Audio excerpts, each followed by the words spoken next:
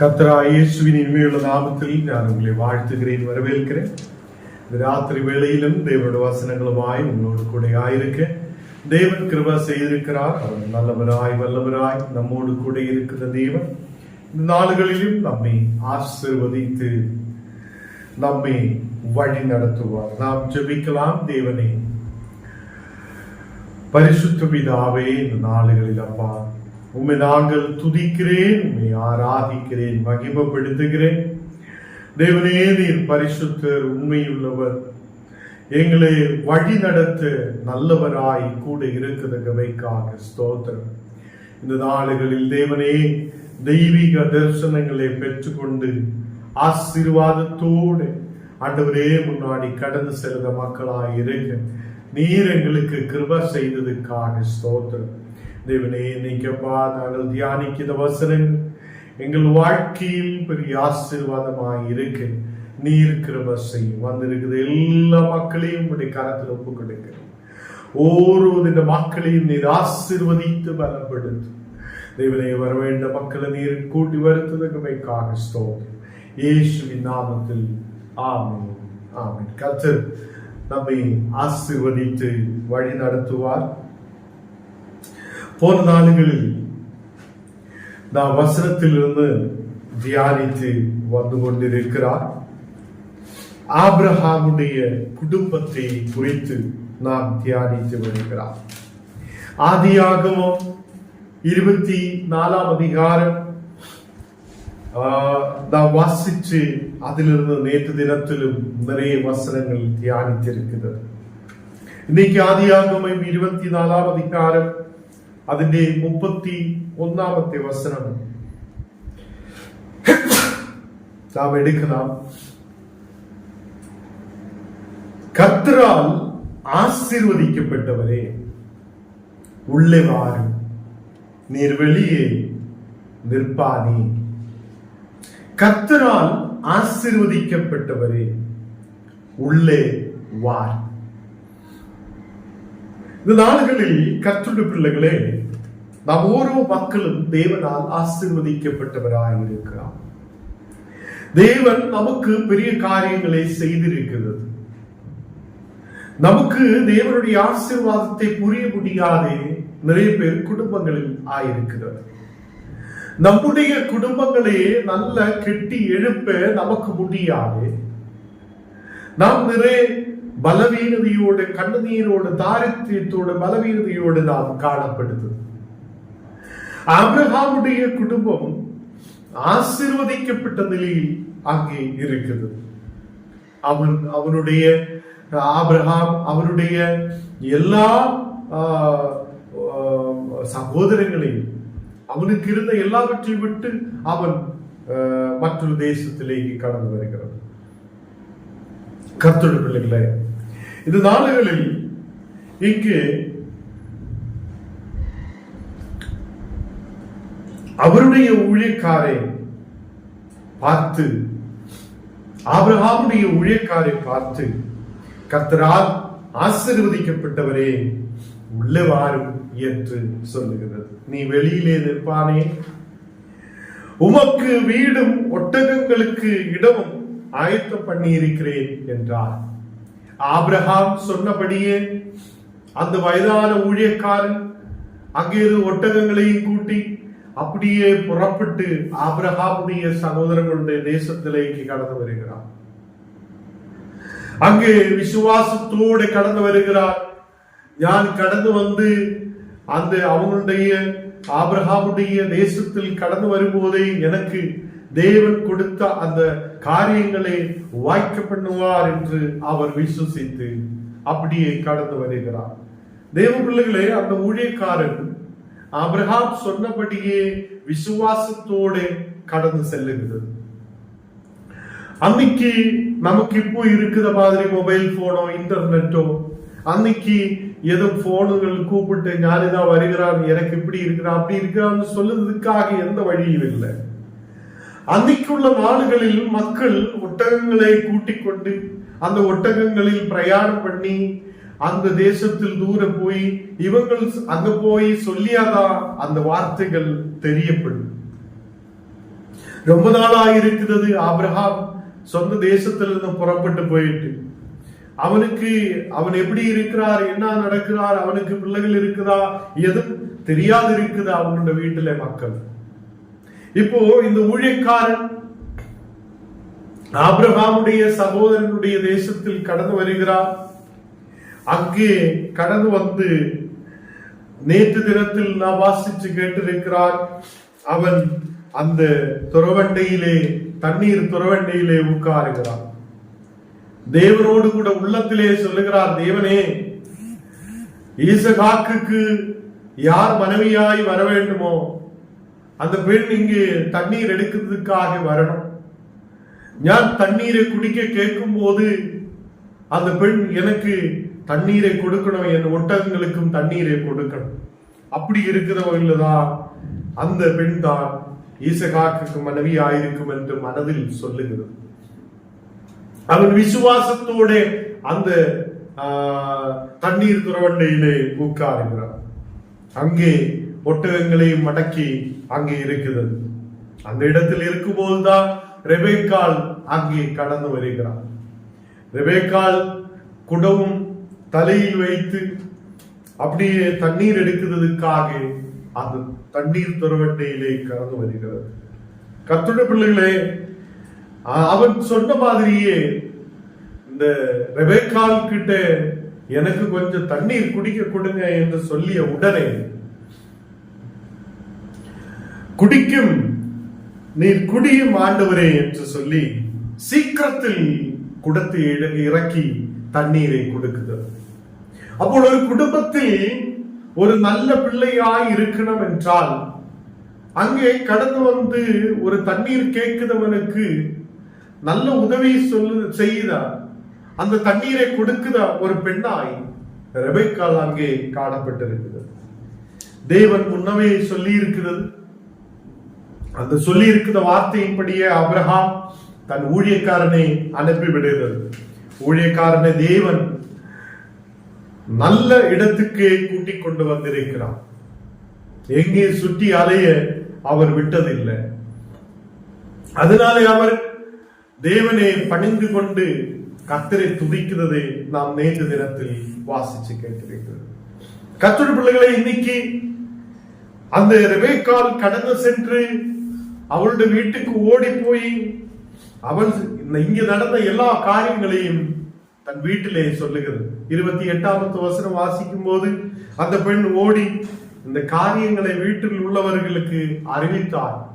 ஏனென்றால் அந்த ஊழியக்காரன், ஆபிரகாமுடைய ஊழியக்காரன், காதணிகளையும் அவளுக்கு தேவையான கடகங்களையும் எல்லாம் அவளுக்கு கொடுத்தது. அவள் புது காதணிகளை எல்லாம் அணிந்து கொண்டு வீட்டுக்கு கடந்து செல்லுகிறது. அப்போ அந்த வீட்டில் உள்ளவங்க கேட்டிருக்கும், இது என்ன, இது எப்படி நடந்திருக்கிறார் என்றெல்லாம் கேட்கும் போது இங்க தண்ணீர் துறவண்டையிலே நடந்த காரியங்களை எல்லாம் ரெபேக்காள் அங்கே சொல்லுகிறது. 29வது வசனம் வாசிக்கும் போது ரெபேக்காளுக்கு ஒரு சகோதரன் இருந்தது. அவனுக்கு லாபான் என்று பெயர். லாபான் வெளியே துறவண்டையிலே இருந்த அந்த மனிதனிடத்துக்கு ஓடினார் என்று காணப்படுகிறார். இந்த வார்த்தைகளை எல்லாம் கேட்ட உடனே லாபான் அந்த மனிதனிடத்திலேக்கு, அந்த ஊழியக்காரனிடத்திலேக்கு, அவன் துறவண்டையிலே இருக்கிறார் என்று தெரிந்து அங்கே ஓடி செல்லுகிறது. அவன் தன் சகோதரி தரித்திருந்த அந்த காதணிகளையும் அவள் கைகளில் போட்டிருந்த கடகங்களையும் பார்த்து இன்னபடி அந்த மனிதன் தன்னோடு பேசினான் என்று சகோதரி ரெபேக்காள் சொன்ன வார்த்தைகளை கேட்டு வார்த்தையில் அந்த மனிதனிடத்தில் வந்தார். அப்போ சகோதரி லாபானுக்கிட்ட சொல்லி இருக்கிற எல்லா வார்த்தைகளையும் கேட்டுக்கொண்டு அந்த மனிதனிடத்தில் லாபான் ஓடி வருகிறது. அந்த மனிதன் ஊழியக்காரன் இப்போ அவன் துறவண்டையிலே ஒட்டகங்களுக்கு அருகே உட்கார்ந்து கொண்டிருக்கிறார். கர்த்தருடைய பிள்ளைகளே, அப்போதான் இந்த லாபான் சொல்லுகிறார், கர்த்தரால் ஆசீர்வதிக்கப்பட்டவரே உள்ளே வாரும், கர்த்தரால் ஆசீர்வதிக்கப்பட்டவரே உள்ளே வாரும், நீர் வெளியிலே நிற்பானே. அநேக மக்கள் நம் வீட்டுக்குள்ளே சில காரியங்களுக்காக கடந்து வரும், ஜபத்துக்காக கடந்து வருத சில பேர் இருக்கும், நமக்கிட்ட உதவி கேட்க கடந்து வருதவங்க சில பேர் இருக்கும். நாம் எப்படி தேவனுடைய குடும்பமாக இருந்து நாம் எப்படி அவங்களை உபசரிக்கிறோம்? இங்கே ஆபிரகாமுடைய ஊழியக்காரனே உபசரிக்கிற பிள்ளைகள். அந்த ரெபெக்காலும் லாபானும் அந்த ஊழியக்காரனை கூட்டிக் கொண்டு வீட்டிലേക്ക് வர விரும்பி இருக்கிறது. இன்னைக்கு நாம் எப்படி இருக்கிறார் என்று யோசித்து பார்க்க. நான் சில வீடுகளில் கடந்து செல்லும் போது அந்த மக்கள் நல்ல நிலையில் உபசரிக்கிறது, கூப்பிட்டு உட்கார வைக்கிறது, அவங்களுக்கு இருக்கிற சாப்பாடை எடுத்து கொடுக்கிறது எல்லாம் நான் பார்த்திருக்கேன். அந்த மக்கள் பிற்காலங்களில் ஆசீர்வதிக்கப்படுவதாய் நாம் பார்த்திருக்கிறது. கர்த்தருடைய பிள்ளைகளே, நம்முடைய குடும்பம் உபசரிக்குதல், ஒருவனுக்கு தண்ணீரை கொடுக்குதல், வருத மக்களுக்கு உதவி செய்த மக்களாய் நாம் காணப்படும். இன்னைக்கு நாம் சின்ன குடும்பங்களாய் இருக்கிறோம். கணவன் மனைவி, ஒரு பையன் இல்லைன்னா 2 பையன், அப்படி நம்ம எப்படி ஒரு குடும்ப வாழ்க்கையில் நாம் காணப்படும். அந்த சின்ன குடும்பத்துக்குள்ளே ஒருவன் கடந்து வரும்போது, நீ தாகமாய் இருக்கிறா, உனக்கு தண்ணீர் தேவையா, உனக்கு ஏதாவது சாப்பாடு வேணுமா என்று கேட்கிறதுக்கான மனது இன்னைக்கு நம் குடும்பங்களில் இல்லை. இந்த 10 ஒட்டகங்களுக்கும் ரெபெக்காள் தண்ணீரை கொடுத்திருக்கிறது.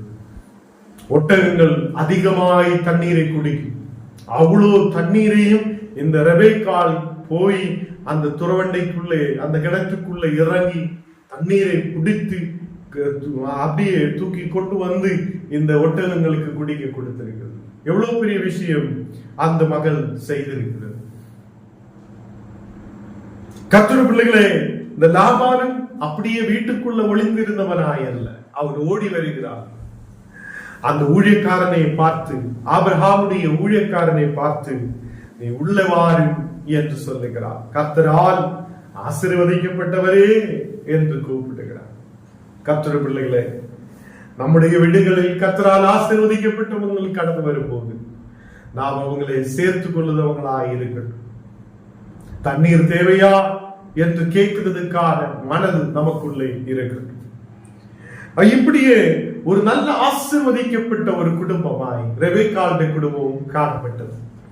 கர்த்தருடைய பிள்ளைகளே, அவனுடைய சகோதரன், ரெபெக்காளுடைய சகோதரன் நல்ல உபசரிக்கிற மகனாய், ரெபெக்காள் எல்லா வேலைகளும் செய்த மகளாய் காணப்பட்டது. அப்படியே அந்த ஊழியக்காரனை தன் வீட்டிலே கொண்டு வருகிறது. 32வது வசனம் வாசிக்கும் போது, அப்பொழுது அந்த மனிதன் வீட்டில் போனான்.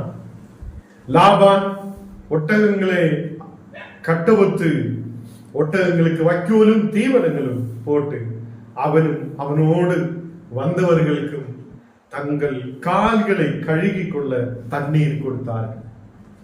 முன்காலங்களில் நமக்கு தெரியும், மக்கள் நடந்து இல்லைந்த ஒட்டகங்களில் கொல்ல பயணித்துதான் அவங்கள் ஒரு இடத்தில் இருந்து மற்ற இடத்தில் கடந்து செல்லப்படும். அந்த நாட்களில் மக்கள் நடந்து பயணித்து எல்லாம் வரும்போது வீட்டுக்குள்ள வருவதற்கு முன்னாவே அவங்களுக்கு தண்ணீரை கொடுக்கும். அந்த தண்ணீர் எடுத்து கால்களை சுத்தம் பண்ணி கழுகியதுக்கு அப்புறம் தான் அவங்க வீட்டுக்குள்ளே பிரவேசிக்கும். இப்படிதான் அன்னைக்கு இருந்த ஒரு நிலைமை. அதே மாதிரி இந்த லாபான் அவனுக்கு கால் கழுவுறதுக்காக தண்ணீரை கொடுக்கிறார். அவனுக்கு மட்டுமல்ல, அவனோடு கூட வந்த எல்லாருக்கும் அதை தண்ணீரை கொடுக்கிறது. ஒரு மனிதனுக்கு கொடுக்க வேண்ட மதிப்பை கொடுத்து, அவனுக்கு தேவையான தண்ணீரை கொடுத்து, அவனுக்கு தேவையான எல்லா விஷயங்களிலும் கவனிக்கிற ஒரு குடும்பமாய் ரெபெக்காளுடையும் அந்த குடும்பம் காணப்பட்டது என்று காணப்படுகிறது.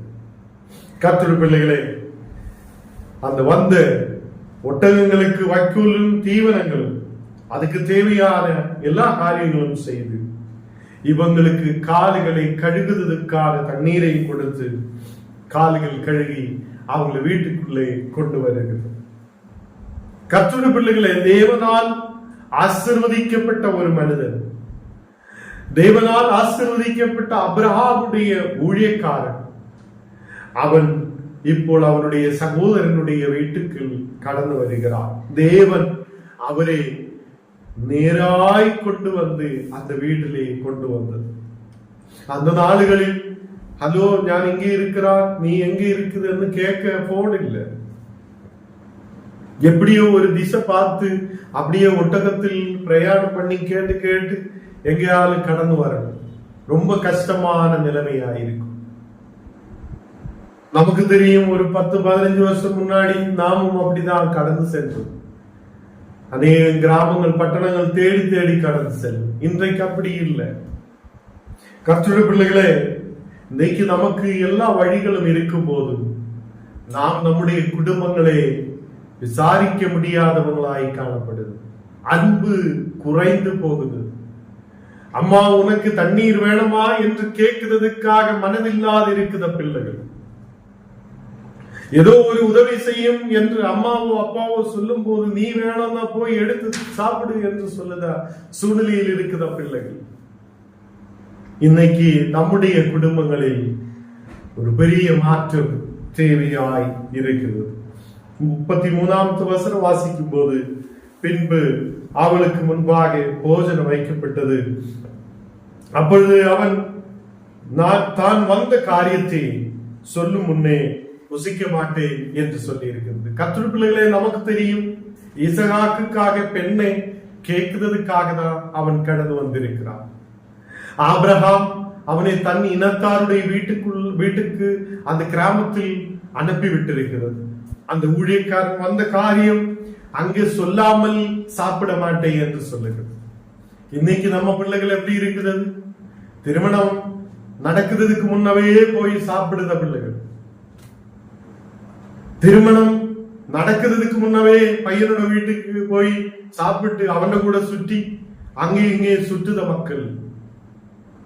இன்னைக்கு இந்த ஊழியக்காரன் சொல்லுகிறார், நான் வந்த காரியத்தை சொல்லி முடித்து ஒரு தீர்மானம் ஆயதுக்கு அப்புறம் நான் உன் குடும்பத்திலே சாப்பிட விரும்புகிறேன். இன்னைக்கு சில கிராமங்களிலும் அப்படி இருக்குது. அவங்களை கடந்து செல்லும், அவங்க ஒரு காரியத்தை சொல்லும், ஆமா உங்க வீட்டிலிருந்து பொண்ணை எடுக்கிறதுக்காக நாங்கள் விரும்புகிறேன் என்றெல்லாம் சொல்லி முடிவெடுக்கும் போதுதான் மக்கள் அங்கே சாப்பிடுகையும் புசிக்கையும் சாப்பிடுகையும் செய்யும். இந்த மாதிரி ஒரு நல்ல ஒரு நிலைமையில் இருக்குது ஒரு குடும்பம். கர்த்தருடைய பிள்ளைகளே, இந்த இடத்திலும் அவங்க வந்த காரியத்தை சொல்லி உங்களுக்கு அதை போதித்ததுக்கு அப்புறம் நான் சாப்பிடேன் என்று அந்த ஊழியக்காரன் சொல்லுகிறான். அப்பொழுது அவன் ஆபிரகாமுடைய ஊழியக்காரன் என்று அங்கே தன்னை வெளிப்படுத்துது. நான் ஆபிரகாமுடைய ஊழியக்காரன், நான் என்னுடைய எஜமானன் இங்கே அனுப்பி இருக்கிறது, என் எஜமானனை குறித்து சொல்ல நான் விரும்புகிறேன் என்று சொல்லி 35வது வசனம் வாசிக்கும் போது, கர்த்தர் என் எஜமானனை மிகவும் ஆசீர்வதித்திருக்கிறார், அவன் சீமானாயிருக்கிறார். கர்த்தர் அவனுக்கு ஆடுகளையும் வெள்ளியையும் பொன்னையும் வேலைக்காரிகளையும் ஒட்டகங்களையும் கழுதைகளையும் கொடுத்திருக்கிறார் என்று சொல்லுகிறார். அன்னைக்கு இருக்கிற நிலைமையில் நமக்கு தெரியும், இன்னைக்கு நமக்கு மாடு இருக்குது, ஆடு இருக்குது, கார் இருக்குது, வீடு இருக்குது என்னெல்லாம் சொல்லுத மாதிரி அன்னைக்கு இருக்கிற மக்களுக்கு அன்னைக்கு எதெல்லாம் நல்ல ஆசீர்வாதமாய் இருக்கிறார் என்று சொல்லுகிறார் என்றால், ஆடுகள் இருக்கிறார் என்று, ஆடு மாடுகள் அவங்களுக்கு இருக்கிறது என்று, வெள்ளியையும் பொன்னையும் அவங்களோட வீட்டில் இருக்கிறார் என்று, வேலைக்காரரையும் வேலைக்காரிகளையும் கழுதைகளையும் ஒட்டகங்களையும் அவங்களுக்கு கொடுத்திருக்கிறார் என்றும் அங்கே எடுத்து சொல்லுகிறது. என்னுடைய எஜமானனாய் ஆபிரகாம் இப்போ ஆசீர்வதிக்கப்பட்டவனாய் இருக்கிறார். என்னுடைய எஜமானனாய் ஆபிரகாம் இப்போ சீமானாய் இருக்கிறது என்று சொல்லுகிறது. கர்த்தருடைய பிள்ளைகளே, இங்கே 36வது வசனத்தில் நான் வாசிக்கும் போது, என் எஜமானனுடைய மனைவியாகிய சாராள் என் எஜமானனுக்கு ஒரு குமாரனை பெற்றாள் என்று அங்கே சொல்லுகிறார். அப்பதான் அந்த மக்களுக்கு தெரியும் அவளுக்கு ஒரு குமாரன் இருக்கிறது என்று. எல்லா காரியங்களையும் எடுத்து சொல்லுகிறார். அப்ப அன்னைக்கு நமக்கு தெரியும், ரொம்ப தூரத்தில் இருக்கிற மக்களுக்கு யாராவது வந்து சொல்லியாதான் ஏதாவது விஷயங்கள் தெரியப்படும். இன்னைக்கு நான் இங்கிருந்து பேசுறது உங்களுடைய வீட்டுக்குள்ள கேட்க முடியுகிறான் என்றாலும் நிறைய பேர் பெரிய மொபைல்கள் எல்லாம் வைத்திருந்தால் கூட, கம்ப்யூட்டர், மொபைல், டேப்லெட் எல்லாமே வைத்திருந்தால் கூட இந்த மாதிரி உட்கார்ந்து கொஞ்சம் கேட்கிறதுக்காக மனதில்லாது இருக்குது அநேக மக்கள். கர்த்தருடைய பிள்ளைகளை, இதெல்லாம் நமக்கு தேவன் கொடுத்திருக்கிறது. இந்த மாதிரி தேவனால் ஆசீர்வதிக்கப்பட்ட நாம் வசனங்கள் கேட்க வேண்டும் என்று சொல்லி, ஒரு மனதோடு ஜெபிக்க வேண்டும் என்று சொல்லி தேவன் நமக்கு கொடுத்திருக்கிற விஷயங்கள். நான் ஜெபிக்க ஒரு வீடுகளில் கடந்து செல்லும் போது மக்கள் சொல்லுவோம், ஐயா ஒரு சின்ன மொபைல் தான் இருக்குது, எங்களுக்கு ஜெபிங்க, ஒரு பெரிய மொபைல் வாங்கணும், அதுக்கப்புறம் நாங்க மீட்டிங்குக்கு கடந்து வரலாம். ஞானம் ஜபிச்சு கொஞ்ச நாளுக்குள்ள ஒரு வீட்டில் 4 போன் வந்தாச்சு. 4 போன் வாங்கியதுக்கு அப்புறம் இப்போதும் அவங்க மீட்டிங்குக்கு வரதே இல்லை. அநேக மக்கள் எனக்கு கஷ்டமா இருக்குது ஜபிங்கள் என்று சொல்லி அவங்களுக்கு இன்னைக்கு ஆசீர்வாதங்கள் வந்திருக்கிறது, தேவன் ஆசீர்வதித்து இருக்கிறது. இன்னைக்கு யாரையும் பார்க்கிறது இல்லை. ஏதோ பஸ் ஏறி மணிக்கணக்கினாய் நம்ம டிராவல் பண்ணி மணிக்கணக்கினை உட்கார்ந்து போகிற மாதிரி தான் அவங்க நினைக்கிறது. கர்த்தருடைய பிள்ளைகளே, வந்திருக்கிற உங்களே தேவன் ஆசீர்வதிப்பார். இங்கு ஆபிரகாமுடைய எல்லா விஷயங்களையும் இங்கு ரெபெக்காளுடைய வீட்டில் அவங்களுடைய தகப்பனுக்கும் அங்கே இருக்கிற எல்லா மக்களுக்கும் அந்த ஊழியக்காரன் சொல்லுகிறார், என் எஜமானனுக்கு ஒரு குமாரன் இருக்கிறது, அவனுக்கு ஒரு பெண்ணை எடுக்கும்படியாக தேவன் சொல்லியபடியே என்னுடைய எஜமானனாய் ஆபிரகாம் என்னை இங்கே அனுப்பி விட்டிருக்கிறது. ஞானும் வழி அங்கே இங்கே போகாமல் நேரா உங்க வீட்டுக்குள்ளே வருவதற்காக தேவன் உதவி செய்திருக்கிறார் என்று அவர் சொல்லி தேவனை பணிந்து கொள்ளுகிறது. நாம் நேற்று தினத்திலும் இந்த வசனம் தியானித்திருக்கிறார். அவர் தேவனை பணிந்து கொள்ளுகிறார். தேவனே, நான் எங்கேயும் என்னோட வழிகளில் தவறி போகாதே, நேராய் இந்த இடத்திலேயே கடந்து வர நீர் உதவி செய்தீரே என்று சொல்லி அவர் அங்கே தேவனை பணிந்து கொள்ளுகிறது. அவர் ஆபிரகாம் சொல்லி எல்லா வார்த்தைகளையும் அங்கே எடுத்து பேசுகிறார். என்னென்ன சொல்லி இருக்குது என்று நேற்று முந்தநாள் வந்த மக்களுக்கு தெரியும். அந்த வசனங்கள் எல்லாம் இப்ப ஊழியக்காரன் எடுத்து சொல்லுகிறார். என்னுடைய எஜமானன் என்னை அனுப்பி விட்டிருக்கிறது, என்னுடைய எஜமானன் என்னை இந்த இடத்துக்கு அனுப்பி விட்டிருக்கிறது.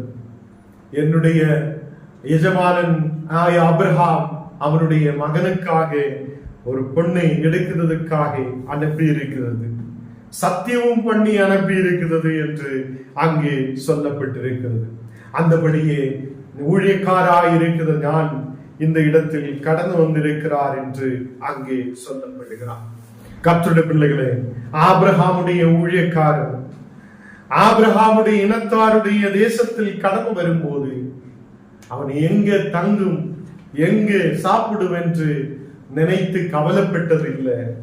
என்னை அனுப்பின தேவன், என்னை கொண்டு வந்திருக்கிற தேவன் எனக்காக யாவற்றையும் கொடுப்பார் என்று அவர் விசுவசித்திருந்திருக்கிறார். ரெபெக்காளுடைய சகோதரனாய லாபானும் அந்த ஊழியக்காரனே அவன் தன் வீட்டிலேக்கு கூட்டிக் கொண்டு வருகிறது. கர்த்தரால் ஆசீர்வதிக்கப்பட்டவரே உள்ளே வாரும் என்று சொல்லுகிறான். இந்த நாடுகளில் கர்த்தரால் ஆசீர்வதிக்கப்பட்ட பிள்ளைகள் உங்கள் குடும்பங்களுக்குள்ளே கடந்து வரட்டும். ஏதோ சின்ன லாபத்துக்காக நாம் இயேசுவை விட்டு விடுதவங்களாக அல்ல, ஏதோ சின்ன சின்ன லாபத்துக்காக நாம் கர்த்தரால் ஆசீர்வதிக்கப்பட்டவங்களை தள்ளி விடுதவராய் அல்ல. கர்த்தரால் ஆசீர்வதிக்கப்பட்டவர் உங்கள் வீட்டுக்குள்ளே கடந்து வரப்படட்டும். கர்த்தரால் ஆசீர்வதிக்கப்பட்ட மக்கள் உங்கள் வீடுகளுக்குள்ளே கடந்து வரட்டும். தேவ பிள்ளைகளே, இந்த ஊழியக்காரன் அவன் தேவன் சொன்னபடியே, ஆபிரகாம் சொல்லி அனுப்பியதுபடியே அந்த ரெபேக்காள் என்று சொல்லுற மகளை கண்டுபிடிக்கிறது. அதுதான் தேவன் நமக்கு திட்டம் வைத்திருக்கிற நோக்கத்தை தேவன் எனக்கு நிறைவேற்றுவார் என்று சொல்லி விசுவாசத்தோடு நம்முடைய பிள்ளைகளும் கடைசி வரையிலும் தேவனுக்காக எதிர்பார்ப்போடு இருக்கட்டும். எனக்காக குறித்திருக்கிற கணவனாய் வரப்போகிறவன் வருவார் என்று விசுவசிக்கட்டும். எனக்காக ஒரு நல்ல மனைவி வருவார் என்று நாம் விசுவசிக்கட்டும். அப்படியே அதுக்காக எதிர்பார்த்து தேவன் தருவார், அதுக்காக தேவனுக்காக எதிர்பார்ப்போடு காத்திருக்கிற மக்களாய் நாம் காணப்படட்டும். இன்னைக்கு நம்முடைய புத்தியிலே சார்ந்து நாம் நம்முடைய குடும்பங்களை உடைத்து விடுதவங்களாய் அல்ல, நம்முடைய குடும்பங்களை ஒன்னாய் இணைத்து அன்போடு ஐக்கியத்தோடு முன்னாடி கொண்டு போகிற பிள்ளைகளாய் நாம் காணப்படட்டும். கர்த்தரால் ஆசீர்வதிக்கப்பட்டவர்களே உள்ளே வாரும் என்று சொல்லுவது போல நம்முடைய குடும்பங்களிலும் கர்த்தரால் ஆசீர்வதிக்கப்பட்ட பிள்ளைகள் கடந்து வரட்டும். நம்முடைய வீட்டுக்குள்ளே கர்த்தரால் ஆசீர்வதிக்கப்பட்டவங்கள் கடந்து வரட்டும். அப்படி கடந்து வரும்போது எப்படி அந்த மக்களை உபசரிக்க வேண்டும் என்று இங்கே சொல்லப்பட்டிருக்கிறது. தேவ பிள்ளைகளே, நாம் அன்போடு ஐக்கியத்தோடு போகிற ஒரு குடும்பமாய் காணப்பட ஆபிரகாம் தன் சகோதரங்களை நினைவு கூறி இருக்கிறது. ஆபிரகாம் அங்கே இருக்கிற கானானிய ஸ்திரீகளில் இருந்து பிள்ளைகளை எடுக்கலாம். அவர் சொல்லி, இங்கே இருந்து எனக்கு பிள்ளைகள் வேண்டாம், என்னுடைய மகனுக்காக என்னுடைய இனத்தாருடைய இடத்திலிருந்து பிள்ளைகளை எடுக்கப்படட்டும். அவ்வளோ வாஞ்சையோட தேவன் சொல்லிய வாக்குத்தத்தத்தின் மேல் விசுவாசமாய் இருந்திருக்கிற மகன். நம்முடைய பிள்ளைகள் இன்றைக்கு ஸ்கூலில் படிக்கும் போதே விசுவாசத்திலிருந்து ஓடி விடுகிறார், எங்கேயோ ஓடுகிறார். நம்முடைய விசுவாசத்தை விட்டு, தேவனுடைய விசுவாசத்தை விட்டு, சபையை விட்டு, அம்மா அப்பாவை விட்டு ஓடி போகுது அநேகம் பிள்ளைகள். இதனாலே குடும்பங்கள் உடையப்படுகிறது. நாம் நம்முடைய பிள்ளைகளை தேவனிலே வளர வைக்கட்டும். நாம் நம்முடைய பிள்ளைகளை விசுவாசத்திலே வளர வைக்கட்டும். நாம் ஏதோ ஏமாற்றுத விசுவாசத்தின் மேல் இருக்கக்கூடாது. அங்கே இருக்கலாம், இங்கே இருக்கலாம் என்று நினைக்க கூடாது. நாம் தேவனிலே சார்ந்திருப்பேன். ஆபிரகாமுக்கு அது இருந்த விசுவாசம். தன் மகனுக்காக தேவன் ஆயத்தப்படுத்தியதை அவன் கொடுப்பார் என்றுள்ள நம்பிக்கையோடு தன் ஊழியக்காரனை அனுப்பி விடுகிறான். அதே மாதிரி நமக்கும் நம்முடைய குடும்பங்களிலும் ஒரு விசுவாசம் இருக்கட்டும். கர்த்தருடைய பிள்ளைகளே, நாம் கண்ணுகளை மூடலாம், செபிக்கலாம். கர்த்தரால் ஆசீர்வதிக்கப்பட்டவரே, ஏன் வெளியிலே நிற்கிறார்? நீங்க உள்ளவே கடந்து வாருங்கள். இந்த நாடுகளில் நம்முடைய குடும்பங்களிலும் ஒரு நல்ல ஆசீர்வாதம் உண்டாகுவார். நாம் கடந்து செல்லுத இடங்கள் எல்லாம் ஆசீர்வதிக்கப்பட்ட மக்களாய் காணப்படுவார்.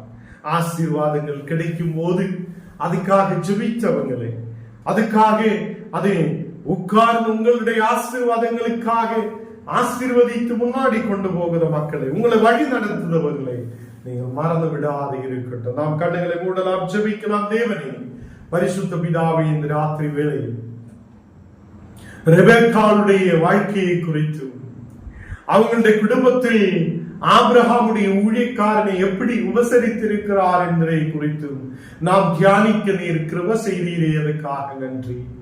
தேவனே, இந்த நாளுகளில் நம்முடைய குடும்பங்களும் உபசரிக்கிற ஒரு குடும்பமாய் வருத மக்களுக்கு என்ன தேவையோ அதை உபசரித்து அவங்களுக்கு தேவையானதை கொடுக்கிற அன்போடு அவங்களை சேர்த்துக் கொள்ளுத மக்களாய் இருக்க நீர் கிருபை செய்ததுக்காக ஸ்தோத்திரம். இன்னைக்கு கடந்து வந்திருக்கிற எல்லா மக்களையும் உங்களுடைய கரத்தில் ஒப்புக் கொடுக்கிறேன். வியாதிகள், பலவீனங்கள் இயேசுவின் நாமத்தில் விட்டு வாரட்டும். தெய்வீக ஆசீர்வாதம் இறங்கி வரப்படட்டும். கவலையோடு இனி நாளைக்கு என்ன ஆகும் என்று சொல்லி யாராவது கவலையோடு இருக்குது என்றால் அந்த மக்கள் விசுவாசத்தோடு நம்பிக்கையோடு இருக்கட்டும். தேவன் எனக்காக வழியை திறப்பார், தேவன் என்னை ஆசீர்வதிப்பார் என்று நம்பிக்கையோடு காணப்படட்டும். கர்த்தருடைய பிள்ளைகளே, தேவன் உங்களை கைவிடுதவர் அல்ல. தேவன் உங்களை தள்ளிவிடுதவர் அல்ல. அவர் உங்களை ஆசீர்வதிக்கிற தேவனாய் இருக்கிறார். இந்த ராத்திரி வேளையில் ஒரு குடும்பங்களை ஆசீர்வதித்து பலப்படுத்து தேவனே.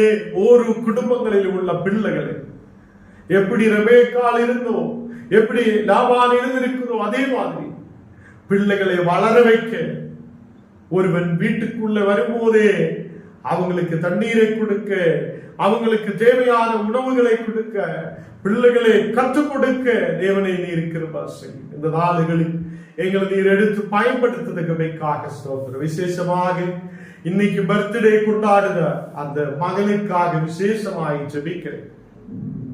கேரளாவில் இருந்து இந்த மீட்டிங்கில் கலந்து கொண்டிருக்கிற அந்த சந்தோஷுடைய மகனுக்காக ஜெபிக்கிறேன். ஆண்டவரே, அந்த மகனுக்கு நீர் தீர்க்காயுசு பலமும் ஆரோக்கியமும் நீர் கட்டளை இடுவதற்காக ஸ்தோத்திரம். மகனுக்கு இந்த புது வருஷம் ஒரு ஆசீர்வதிக்கப்பட்ட வருஷமாக இருக்கட்டும். தேவனுக்கு கீழ்ப்படிய, தேவனை ஆராதிக்கிற, தேவனை விசுவசிக்கிறார், இயேசுவில் விசுவாசம் உள்ள மகனாய் இருக்கிற பாசி அவரை ஆசீர்வதித்து பலப்படுத்து. அதே மாதிரி இன்னைக்கு யாரெல்லாம் இந்த மீட்டிங்கில் கடந்து வந்திருக்கிறோம் எல்லா மக்களையும் ஆசீர்வதித்து பலப்படுத்தி வழி நடத்தும். இயேசுவின் நாமத்தில் ஜெபங்கள்